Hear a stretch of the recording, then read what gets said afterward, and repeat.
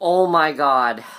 That might be the best cliffhanger in Pretty Little Liars history, and maybe the best episode of Pretty Little Liars. I don't care what you guys say. I am completely shocked right now. My jaw is literally on the floor. I can't get over that episode. Oh my god, guys.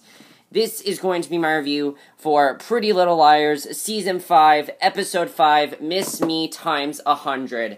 This was the 100th episode of the show, and wow, this episode felt like a season finale. It was that big. I mean, so many big returns in this episode, so many good twists in this episode. I could not get over all of the amazing twists in this episode. That's one of the things I absolutely loved about tonight's episode, were all of the amazing twists. All the twists were fantastic in this episode.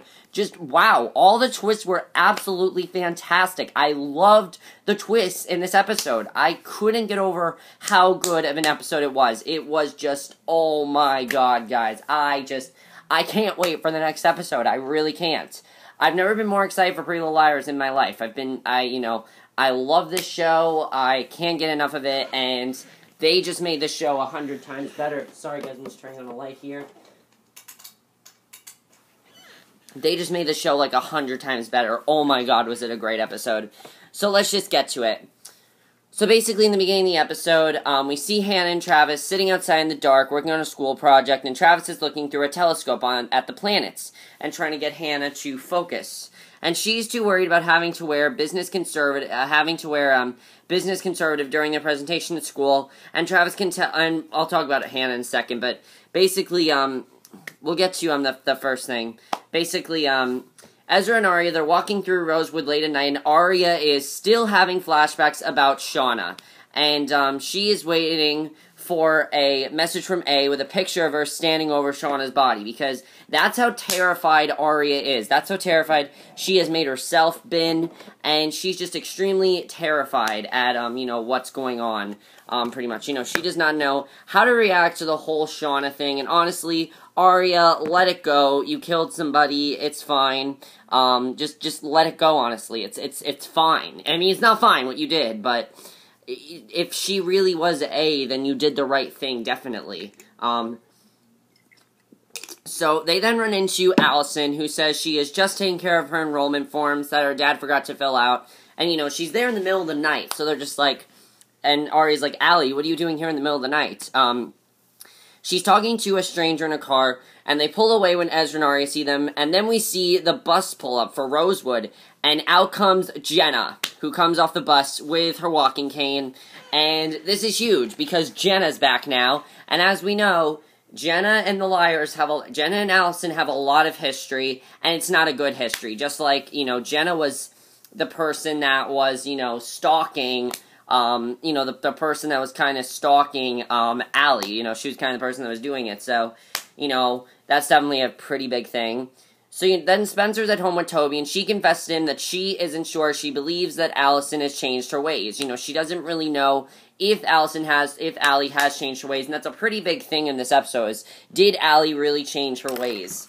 And Toby then gets a phone call from Jenna, and he hangs up, and is shocked, and says that Shauna has been murdered, and he rushes to go see Jenna.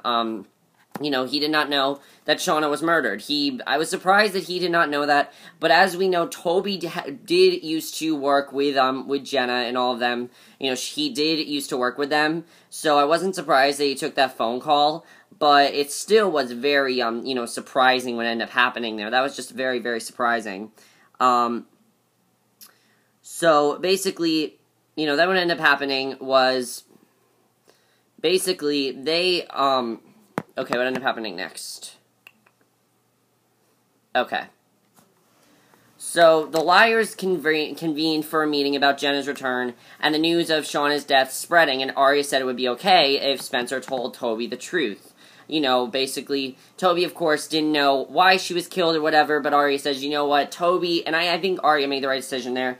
Toby's an ally of theirs. He definitely needs to know the truth, and basically, I understand why she wanted him to know the truth, because he definitely needed to know the truth, because, if he didn't, then he could have gotten the wrong idea or something, so I mean, that was definitely the right thing. So basically, Allie then gives a speech about how she is going to try to make amends with everyone she has hurt because Allie is going back to school. You know, that's the big thing this episode, is that Allie is finally going back to Rosewood, and she gets up very bright and early, and, you know, she gives herself a pep talk in the mirror. She looks very hot in this episode, by the way. Allie, I still have to say, hottest of the liars by far.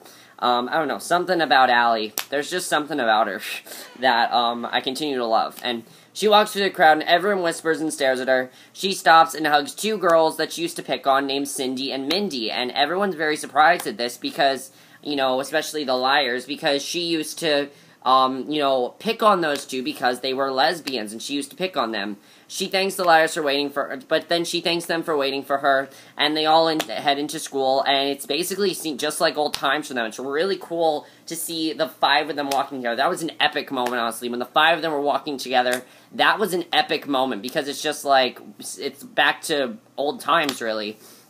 And basically, Emily then agrees to walk her to the guidance office, and they all go their separate ways because Allie has to go to the guidance office, and she thanks them for everything. But then Spencer is called to the principal's office, and this was really big. She's called over the loudspeaker, she heads to the office and finds her mom waiting for her. And we don't know what her mom's going to say. However, we do know that something is going on here. So her mom says that they have to go home and pack, because it turns out she's leaving her father and taking she's leaving her father and taking Spencer with her. And that is huge because, you know, Spencer's part of the liars, and, you know, she was the one that convinced, she was kind of the one that you know, Allie told her if we all stick together we'll be fine, and Spencer might move, so this obviously is not a good thing. And it's huge what's going to happen there, so, you know, that was really big right there, definitely. It was very shocking, very sudden. That's one of the great things in this episode, as I said, was the twist. There were so many great twists in this episode. Then in the quad, Hanna runs into Lucas, and he reveals that he has a girlfriend, and he wants Hanna to come to his party after school to meet her, and Hanna agrees to come and says she is bringing Travis with her. However, as we know, Hannah's making a lot of bad decisions right now. I forgot to say in the beginning of the episode, you know, she really is just not being careless, really. It's not really Allie's fault, it's just ever since Allie has arrived, Hannah's been making very irrational decisions, really. So then Spencer's mom is panicking and telling her to pack so that they can be out of the house and in the hotel before her dad comes home from work. And Spencer's mom reveals that she actually hired a private investigator and found out that her dad and Melissa lied. And they said they went to a diner the night that Mrs. De Laurentiis was killed, but they actually didn't. And the acting in this scene was just amazing to watch. I love the acting in this scene. I was just like, this is amazing acting, really it was, because we did not know what was going to happen with Spencer, and when she told her the truth, I was just like, you know, I was happy that she did tell her the truth. I was happy that she told her the truth, but the thing is, can Spencer really live with her mother? You know, her mother has not been on for that long. Her mother has only been on for about, like, 25 episodes. So can she really trust her mother? That's what I want to know. I don't really know if she can.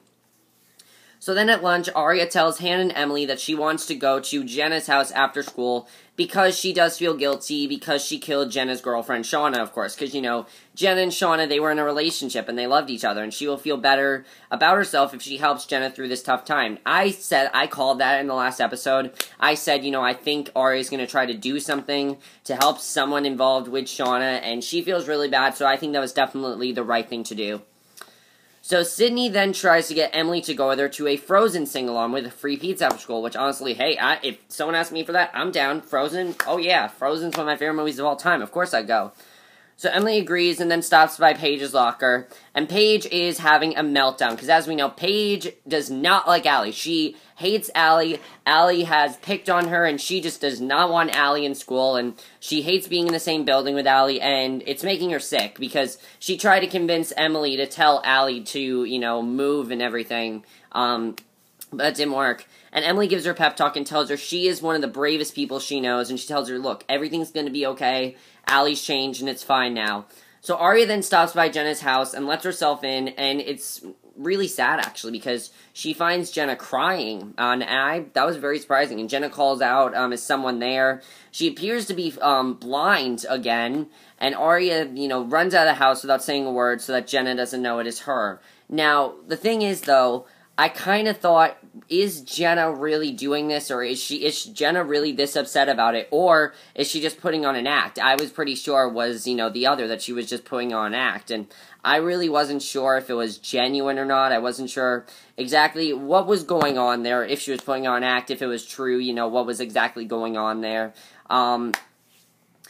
But, we didn't really know what was going on. I'll talk about what was going on later. But then, after school, Emily brings Paige over to Allie's house, and Allie chokes up and tells Paige how sorry she is for the way that she treated her. And Paige doesn't appear to be in any hurry to forgive her. She does not want to forgive her, and she informs Allie that she was happy when she was gone and didn't care even if she was dead. And, Allie actually tries to make amends with her, and I'm glad that Allie is trying to make amends with her. I think it's definitely the right thing to do for her to make amends with her, and I'm happy that she is making amends with her. I definitely think that's a good thing. I do think that's definitely a very good thing that she is trying to make amends with her. I think that's good, definitely. So, she basically said to her, Paige, I am ashamed of the way I treated you. I put people down to feel better about myself. And, Paige just was really upset about it. So, Spencer then went to Hanna's, where they talked about the crazy possibility that her dad and sister may have committed murder, and now her parents are splitting up, because Spencer just doesn't know what to think right now, because it makes sense. Her dad could have done it, and she's thinking Melissa could have done it too, because her mom did not say she's bringing Melissa with her, so Spencer's kind of freaking out. And, Hanna says, we're here for you, and everything. And Allie wants to hang out some more with Paige after she left, but Emily revealed she had plans already, and Paige was coming with her. So Emily was caught off guard when Allie asked if she could still hang out at her house while she's gone. But ultimately, she did say yes, and here was probably one of the most surprising things of the episode. It turns out that Allie, remember how Emily always had feelings for Allie? Allie said, I always made you think your feelings for me were one side, and that wasn't true. And it turns out that Allie still is in love with Emily. She still does love Emily, and that's the truth, that Allie actually does love Emily. And I thought that was very surprising. I did not expect that at all, but, that was definitely very, very big, and I did not expect that at all. That was huge. Definitely, that was huge right there. Now, Hanna, she went to that party and everything, getting a little bit drunk, but while she was drunk, and at that party, guess who she sees? Caleb at the coffee shop, and she asked him where he came back from, and, he came back from Ravenswood, when he came back from Ravenswood, and why he hadn't called, and he doesn't seem to answer her. He ended the conversation when he saw she had her coffees from Martana and Travis, and he got kind of upset about that. And Hannah's repeatedly trying to call Caleb, but he's not answering. And she's getting very drunk she's getting a little drunk on the punch, and Travis tried to cut her off. And basically then, while they were at that Frozen sing-along, getting in line, Paige found out that Jenna was back and Shauna was dead. But Emily was evasive when Sydney wanted details on who they were, because, she doesn't want Sydney to get involved with something she doesn't have to be involved in. And here is where the episode got awesome. Like, this is where I was just like, okay, this is definitely one of the best episodes of this entire show. Because Allie's walking home, but she gets startled by a car suddenly shining her lights on her. But she's not as scared, but, she's not as scared, but then Aria comes home to find Jenna waiting for her. That was creepy, honestly. When Aria turned around and Jenna was at the door, I was like, that was creepy. Like, that took me by surprise. She's demanding to know why she was at her house earlier, and Aria explained, with Allie back, it's bringing up a lot of stuff for everyone, and we all feel really terrible about our part in the accident. And she says, I may be the last person on earth that you want to talk to right now, but for 2 years, we thought Allison was dead, so I know what it feels like to lose someone. And Jenna then pointed out that Aria still has her friends, while she has nobody left. And I felt really bad for Jenna, actually. I really did, because the thing is, Jenna has nobody. Her girlfriend was killed, and she doesn't have any friends and anything. I felt bad for Jenna. I thought Jenna was being sincere here, and I really felt bad for her. However, I didn't really think that. I was pretty sure that she was being sincere here, because I felt really bad for her. Now, here, this is where it gets awesome, as I said. So, Allie was being followed by that car, and she then sees that she's in a church, and she sends an SOS text to her friends in case anything bad happens. But before anyone could respond, who's there? Mona. Here's where it gets awesome. Mona is, she's like, you don't scare me, Mona. And Mona shot back, you're not as good as a liar as you used to be. And, Mona's just being a complete bitch right now. Allie is basically putting her... I loved this scene because Allie put Mona in her place in this scene. She let Mona know she has changed and Mona cannot do this to her anymore. Mona said she could prove that they were all in New York the night Shauna died and demanded that Allie... demanded Allie that she leave town. And Allie pointed out that Mona herself became a bully, but Mona says she's psychologically better, which Allie doubted, which is not true, because we know that Mona's still crazy. She's still putting on the whole Mother Teresa act. Like, she's crazy still. So... it's crazy, definitely. I thought this was just an awesome fight because Allie really put her in her place. And the two went on. Allie was welcome back at school and who had reigned supreme. Basically, here's what Allie told her. She said, if you could prove that we were in New York, you would have done already. I'm back and I'm staying, so get used to it. And I made you loser Mona once. You know I can't do it. I can do it again. And then Mona slaps her, and Allie slapped her right back so hard she drew blood on Mona's cheeks. I have no idea if she did that, but that was huge. And, that was just huge, and definitely, that was a huge thing, and, Allie basically told her, look, just leave me alone, and I was happy that Allie really did put her in her place. Now, Spencer and Aria then later comforted Allie, and they all suspect Mona wasn't working alone, that she was ambushed, as the others all made sure, the rest of the liars, the others made sure all the lesser liars were busy. Now, Allie does not tell the whole truth. She doesn't tell that she slapped Mona back, probably because she doesn't want them, she wants them to think she has changed, pretty much, which she has. But I think at the same time, she just doesn't, she wishes she wouldn't have done that, She wishes she wouldn't have done that, and I think that's part of the reason why. So then Travis brings a drunk Hanna home, but as I said, before I get to that, that was probably one of the best scenes in the entire show. Like, that was awesome right there. The episode got awesome after that, and that was just great. So Travis then brought home Hanna, who is drunk, and she told her mom that Kayla's back before passing out, which was really big. She passed out. And Emily then got approval to stay with an upset Allie, and they talked about the night Allie pulled her out of the barn fire. And basically, she says, and Allie says, you were the hardest one to leave behind. And Aria then went to Ezra's, who couldn't stop, she still can't stop talking about Shauna, and now Jenna too.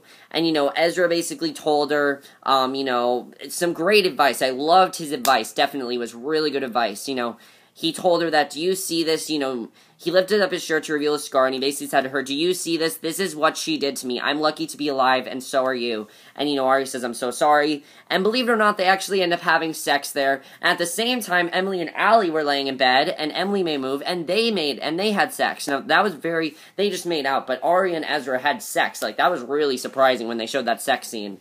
Now, the next day at school, this was awesome, too. I love this next scene, and from here, it was just like, oh my god, this is just, it's awesome. So, Mona, everyone is really against Mona right now. They think that Mona is this super bitch, which she is. She is a super bitch, and everything that Allie said was true.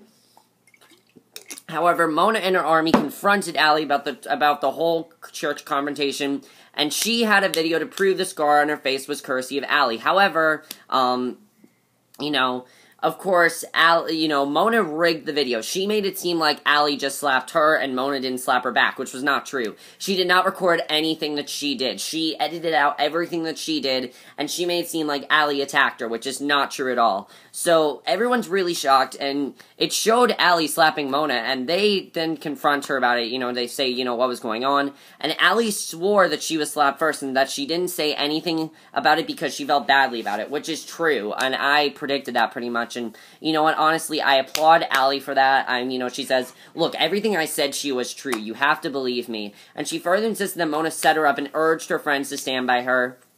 And, we don't really know where they're gonna go or whatever, but it seems like they are gonna stand by her, and I definitely hope they're going to.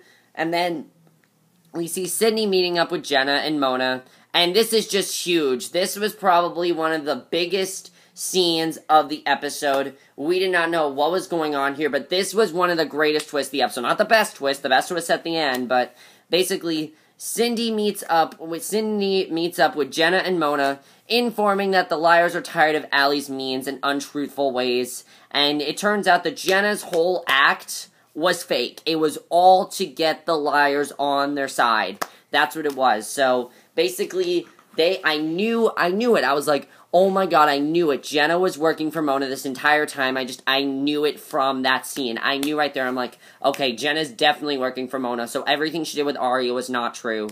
And that is huge because now Mona and Sydney and Jenna are going to try to, go after Mona. She says, good, maybe we can really get rid of her. So they're trying to figure out how they can do it, and it's really big then. So then what ends up happening is that Spencer finally told Toby what's going on with her family. Because, Toby's extremely confused. He has no idea what's going on. And basically she says, turns out the Hastings don't to make a mess of things. We can do that all on our own. And, he tells her, all I want you to know is that you're never alone, not even for a second. And then they made out and everything. That was sweet. And then Hanna found Caleb at the playground, and she didn't know what to say to him and everything, because the last time they talked, it was very awkward between the two of them. She didn't know what to say. And, but it turns out this time they actually had a genuine conversation, which was good. He did not look happy to see her because, he drank from a beer bottle, and he says, out of nowhere, Travis is a nice guy, I didn't come back to screw that up. And they're not really mentioning Ravenswood at this point, and he asked her if she's changed her hair because of Allie's return, and she said probably. But then they finally mentioned Ravenswood. We kind of got some updates on Ravenswood, and I was just like, yes, we're finally getting updates on Ravenswood, because you guys know I loved Ravenswood. Even though now I think Pretty Little Liars is better than Ravenswood, I still loved Ravenswood. I still thought it was a great show. And basically, Hanna asked if Miranda found her family, and Caleb said he doesn't know. And basically he tells her, the night I left Ravenswood was the last time I saw her. And, that's really, really big. We're going to see what happens there. But I heard that they are going to bring some people from Ravenswood onto Pretty Little Liars. I don't know who specifically, but all I heard was that not only Caleb is going to be on Pretty Little Liars, they're going to close out that story arc in Pretty Little Liars, which is really awesome because they really have to do that. Because, it kind of left a lot of us upset, so I'm happy that they are going to do that. I don't know when, but they said there's going to be an episode this season where they do that. So Allie then went to Emily, seeking forgiveness, and insisted that she didn't share everything because she was afraid, because I was afraid, that she was going to love her. But, she's about to kiss her, and she says it's not going to fix this, and Emily's kind of upset about her. And then here's where the episode just got huge and made my mouth drop. And basically, we finally find out, we're about to find out, their talk is interrupted by a press conference, and it says, we're here to talk about the Jane Doe and Allie's grave. And it turns out, all the significant characters are there in this scene. Now, I was wondering, why are all the big characters in this scene? There has to be a reason why, because Allie was there, Emily was there, Aria, Ezra, Spencer, Toby, Caleb, and Hanna. They were all there, all the central characters of the show, minus Paige. And basically, the police officer on the screen said, we received confirmation, and we found out who was in the grave. He says, we received confirmation tonight that the name of the victim was... I thought they were going to, end the episode that way. I would have been pissed off if they did that, but they did not do that. They actually said, the name was Bethany Young. She was a 17-year-old patient at the Radley Institution and was believed to have run away from the hospital on the night Allison was allegedly kidnapped. But before they could even process what happened, then a bomb then exploded. All of a sudden, we heard the window just, shatter, and I was just like, what the fuck just happened? I was scared out of my mind. I didn't know what just happened. And the blast then shattered Emily's living room window, and when they all managed to escape, they saw cars totaled outside, and Toby's home is on fire, and it wasn't clear if Jenna was inside, but as Toby ran into the burning, and it wasn't clear if Jenna was inside, but we know something is going on here. They're pretty sure someone was inside. They're not sure if it was Jenna or whatever, but Toby ran to the burning building to make sure everything's okay. I think Toby might die or whatever, and then the ending of the episode, we hear all their phones go off, which means A is still alive. Because then we see at the very end, we see A possessions in the new home. And that's the end of the episode. Wow, what a great twist. Oh my god, I love the twist in this episode. This was such a great episode. I absolutely loved it. Oh my god, I cannot get enough of this episode. I loved every minute of this episode. I thought it was by far the best episode of the season. Maybe the best episode of the entire series.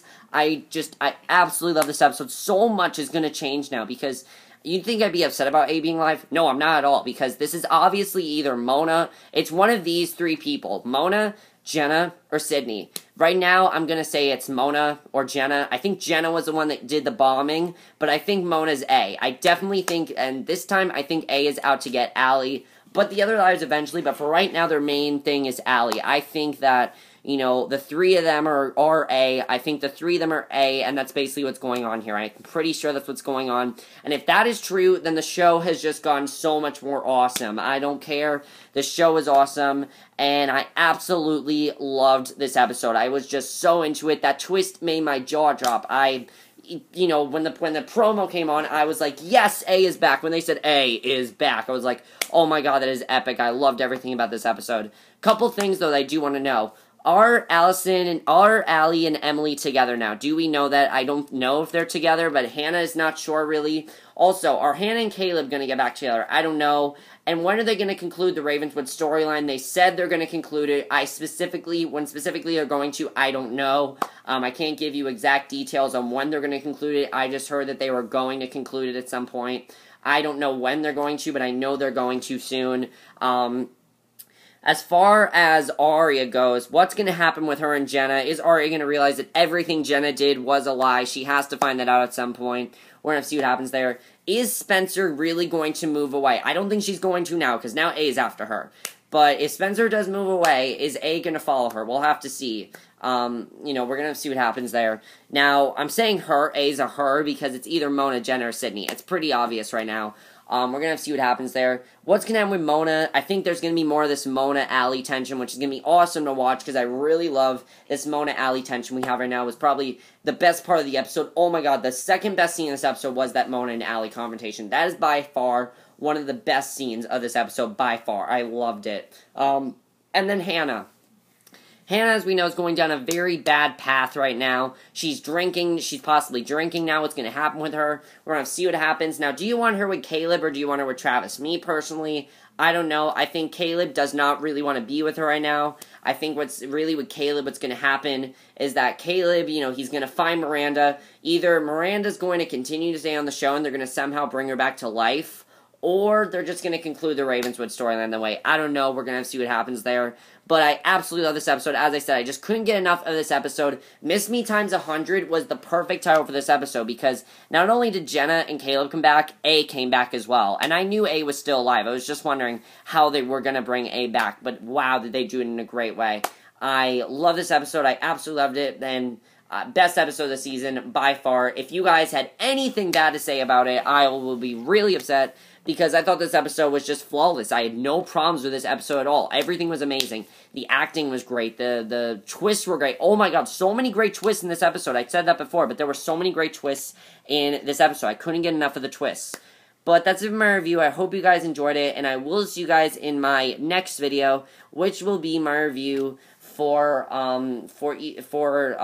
the series premiere of Finding Carter. So see you guys for that. Okay, bye.